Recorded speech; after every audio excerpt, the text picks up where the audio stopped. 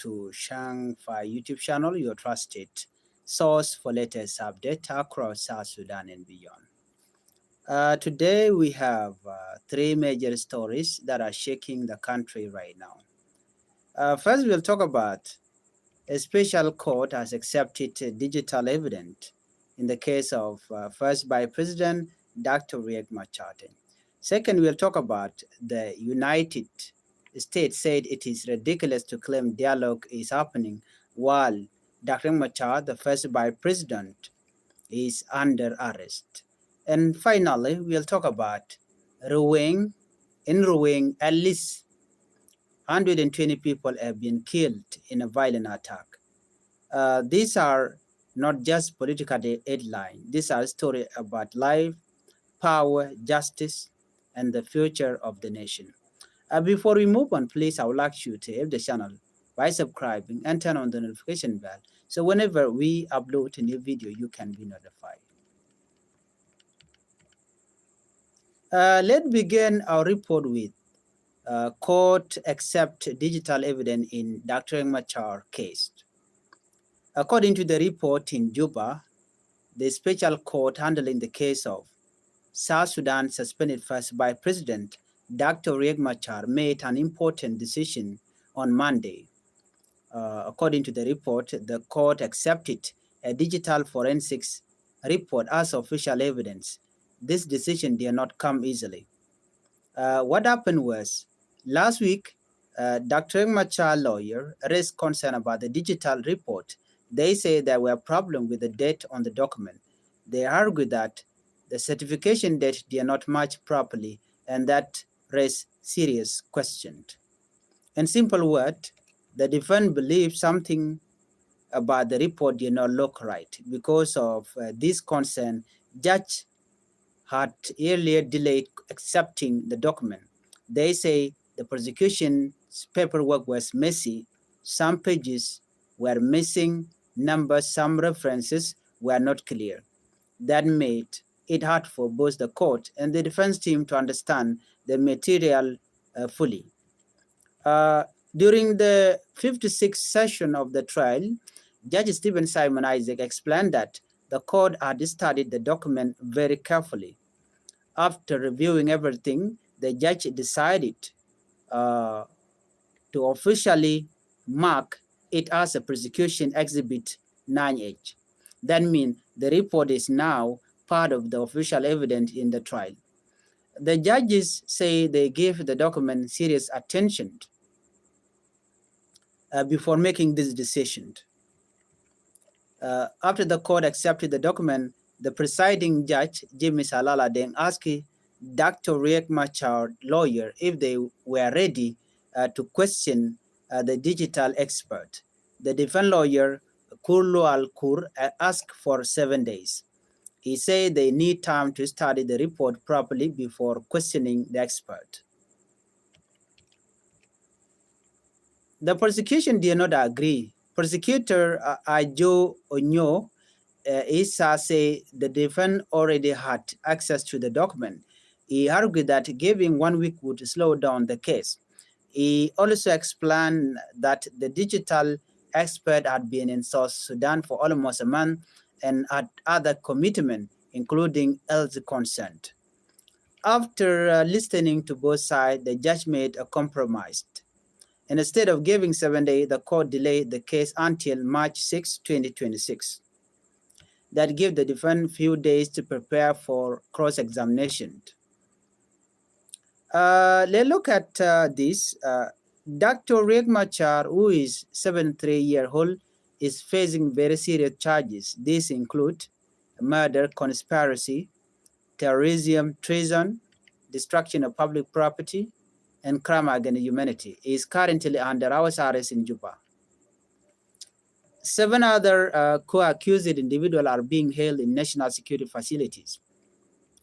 Prosecutors said forces linked to the SPLA-IO worked together with the Norway Army, attacked the Nasser military base in March 2025. They claim 257 soldiers from the South Sudan People Defense Forces were killed. Among those killed was General David Majudak. They also say military equipment was about 58 million US dollar was destroyed or taken. These are heavy accusations. This case is not just about one man. It is about the political future of South Sudan. And now, this story has moved beyond South Sudan borders. Let's move on to our second top story. United States react strongly. Now we move to Washington, D.C. The United States government has spoken out strongly about the situation in South Sudan. The Bureau of African Affairs from the U.S. Department of State released a statement. They say South Sudan transitional government has failed to keep its promises. They also said it makes no sense to claim that dialogue is happening while Dr. Machar is under house arrest. The statement described the situation as farcical. In simple words, the U.S. believes real dialogue cannot happen if one of the main political leaders is detained. Let's look at the position of President Donald Trump.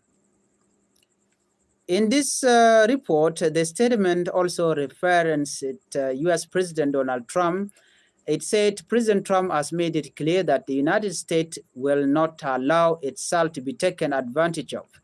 This is a strong diplomatic warning. What is the U.S. demanding? The United States is asking for immediate action to return to dialogue, respect for the 2018 peace agreement, proper use of public money, an end to corruption and misuse of funds, and cooperation on immigration and border security matters. The U.S. also stressed that American emergency aid should not replace good governance. They warned that abuse and theft of U.S. assistance must stop. This is serious. When the United States talk about reviewing support, it can affect aid, diplomatic relations, and international cooperation. For South Sudan, which relies heavily on foreign support, this warning carries weight. Let's move on to our third top story. This is a sad one, a breaking report. 120 killed in a Biemnom attack. Now we turn to heartbreaking news from Ruweng administrative area. According to the report, at least 120 people have died in a violent attack in Abiemnom County. Local officials say the violence started early Sunday morning. According to report, 8 civilians died. This includes women, children, and elderly people. According to them, 40 members of organized security SSPDF forces were also killed. 50 more people were injured. Officials warn the death toll may rise. This is devastating. So, who is being blamed here? Local authorities said army used from Mayom County in United States carried out the attack. Some officials suspect opposition fighter may have been involved. However, the opposition has denied any involvement. Videos and photos reportedly show victims buried in a mass grave. Families are mourning, communities are shaken. Let's look at the people that were displaced. According to the report, more than 1,000 civilians have fled their home. They are now seeking protection at a United Nations base. The United Nations mission in South Sudan, also known as UNMISS, said violence in the region has increased over the past 2 days. Peacekeepers are providing emergency medical treatment to at least 23 injured people. The head of UNMISS in the country warned that such violence put civilians at serious risk. She called for the violence to stop immediately. Let's look at the history of violence in South Sudan. This is not the first time Biemnom has experienced bloodshed. Last year, according to the report, more than 42 civilians were killed in similar violence. The region has been trapped in cycle of revenge attack. Each attack creates more pain. Each loss creates more anger. And without peace, the cycle continues. When we look at these three stories together, we see a bigger picture. A high-profile political trial in Juba, international pressure from the United States, deadly violence in local communities. South Sudan stands at a critical moment. Justice must be fair and transparent. Dialogue must be real and inclusive, and violence against civilians must end.